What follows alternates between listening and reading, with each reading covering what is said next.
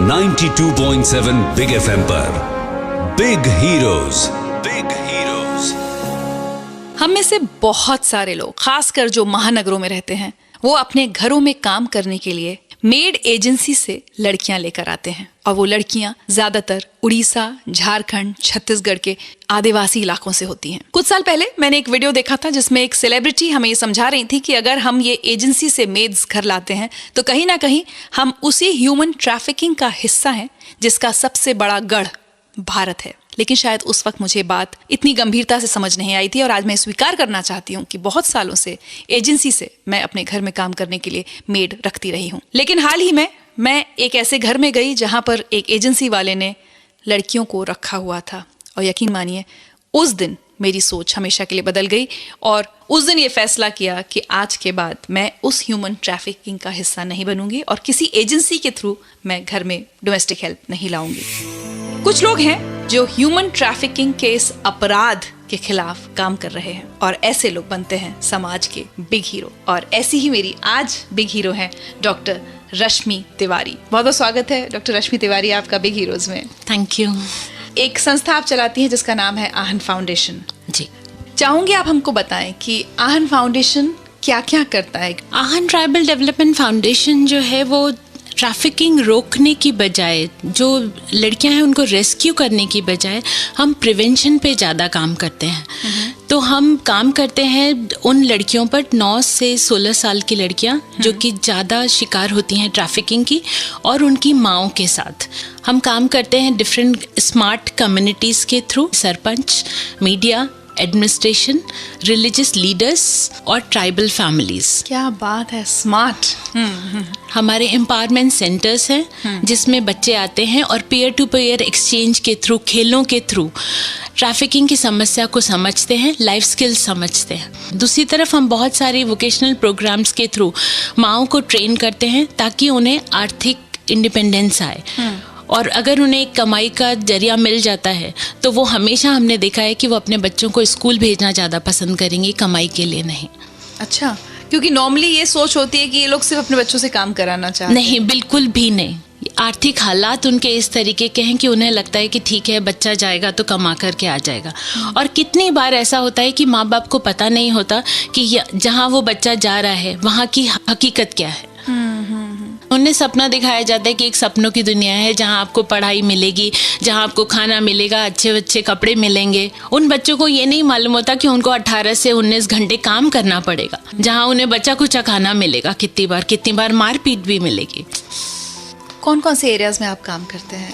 अभी फ़िलहाल हम लोग झारखंड में काम करते हैं। झारखंड में हम लोग रांची डिस्ट्रिक्ट और लातेहार डिस्ट्रिक्ट में काम कर रहे हैं। डायरेक्टली हमारे चटकपुर सेंटर में हम लोग 450 के करीब लड़कियां आती हैं जो कि खेलती हैं और आपस में डिस्कशन करती हैं और ड्राइंग वगैरह बनाती हैं, किताबें पढ़ती हैं। चलिए, तो बहुत सारा काम आहन फाउंडेशन कर रहा है ट्रैफिकिंग से लड़कियों को बचाने के लिए।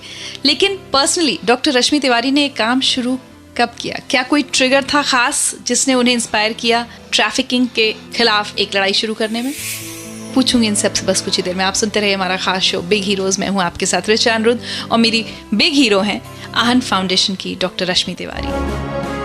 92.7 बिग एफएम पर big heroes.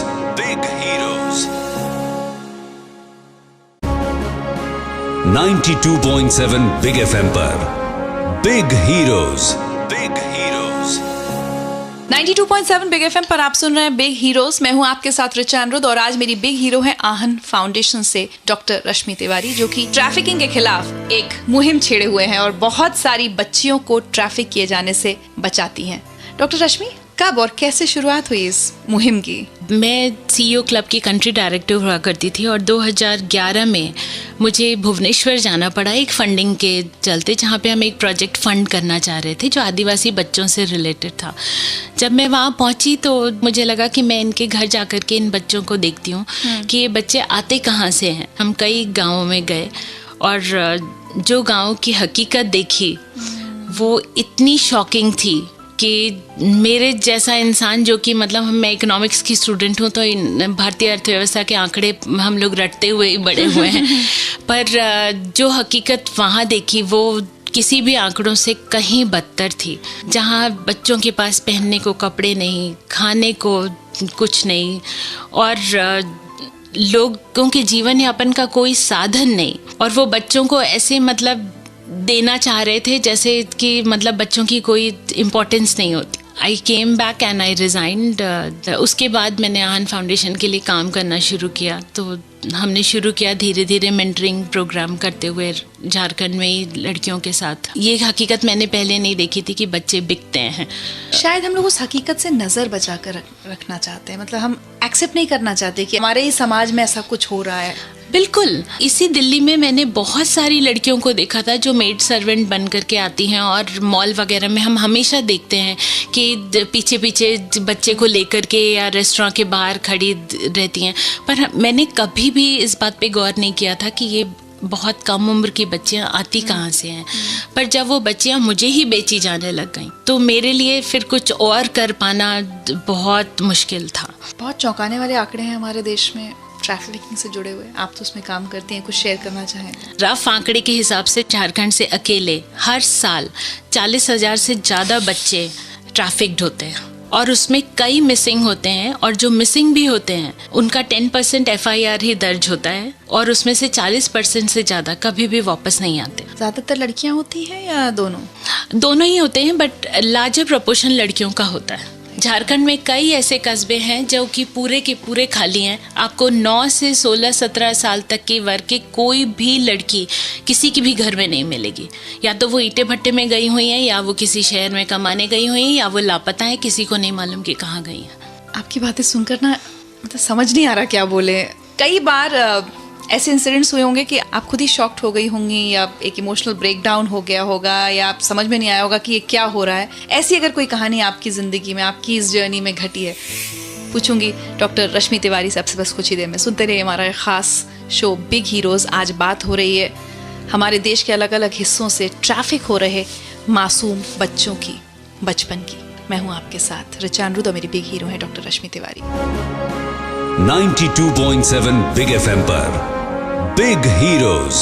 Big heroes 92.7 big FM पर big heroes. Big heroes 92.7 big FM पर आप सुन रहे हैं हमारा खास शो बिग हीरोज। मैं हूं आपके साथ ऋचा अनिरुद्ध, और मेरी बिग हीरो हैं डॉक्टर रश्मि तिवारी।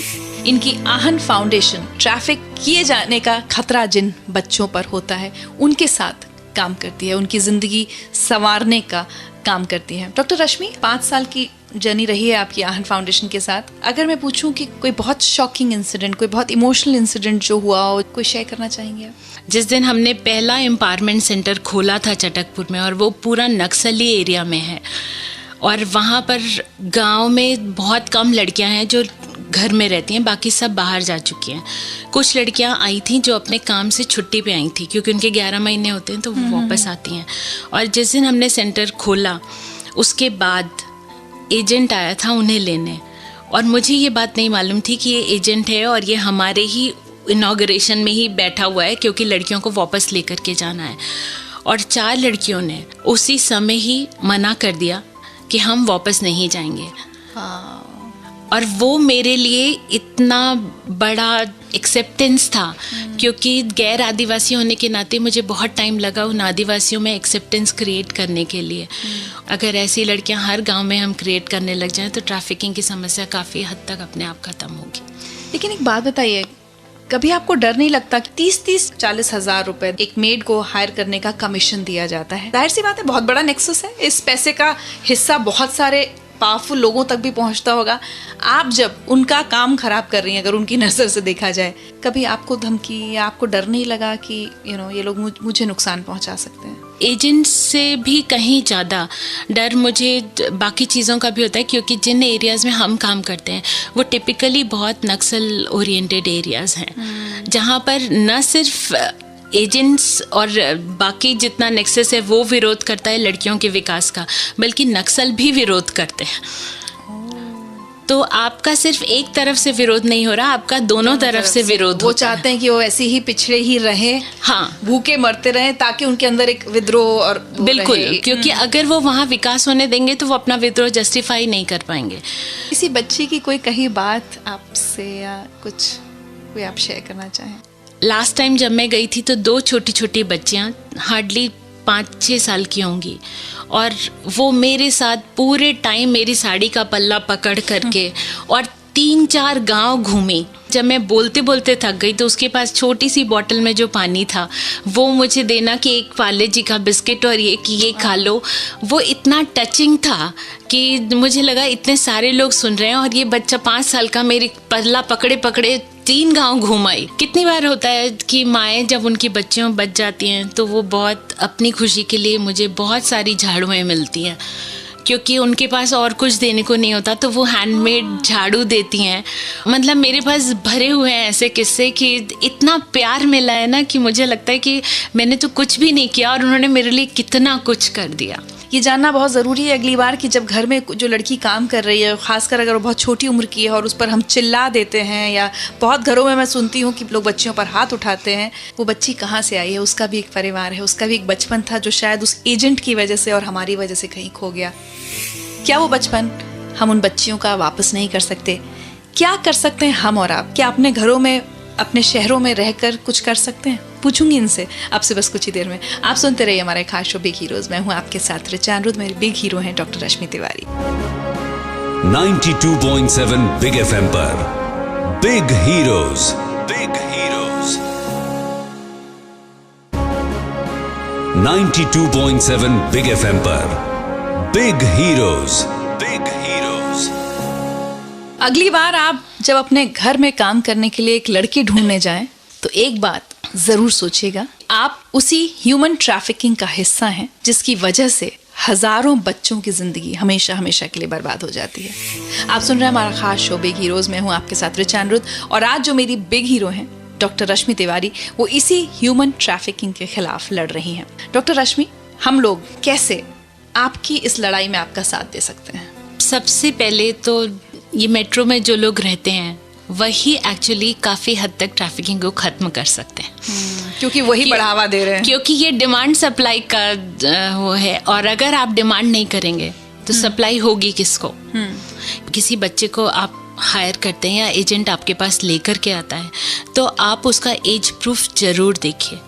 हर बच्चे के पास अपना आधार कार्ड होता ही होता है। उनसे ऑथेंटिक गवर्नमेंट डॉक्यूमेंट मांगिए, उनके माँ बाप के भी डॉक्यूमेंट मांगिए, ताकि आपको मालूम चले कि उस बच्चे की उम्र क्या है, वो कहाँ से आया है। दूसरी चीज़, आप जब सर्वेंट वेरिफिकेशन कराते हैं तो कभी भी एजेंट के पुलिस वेरिफिकेशन पे मत जाइए।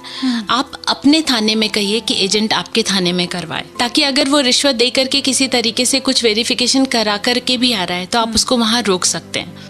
तीसरी चीज़, अगर आप कहीं पर भी किसी भी घर में एक छोटे बच्चे को देखते हैं जो काम कर रहा है तो प्लीज़ उस घर में कोई भी चीज़ खाने पीने की या कोई भी जो बच्चा लेकर के आता है उसका बॉयकॉट करिए। अगर आप नॉन वेजिटेरियन फ्रेंड के यहाँ जाते हैं, आप बोलते हैं कि आप वेजिटेरियन हैं, वैसे ही ये आपके उसूलों की बात है कि आप ट्रैफिकिंग को, मानव तस्करी को बढ़ावा नहीं देंगे। अच्छा, एक बात बताइए, ये डोमेस्टिक हेल्प्स के नाम पर या इनके बहाने सेक्सुअल एक्सप्लॉयटेशन भी बहुत हो रहा है। प्लानिंग कमीशन की रिपोर्ट है, मोर देन 91% लड़कियां सेक्सुअल एक्सप्लॉयटेशन की शिकार होती हैं, और कई लेवल्स पर होती है।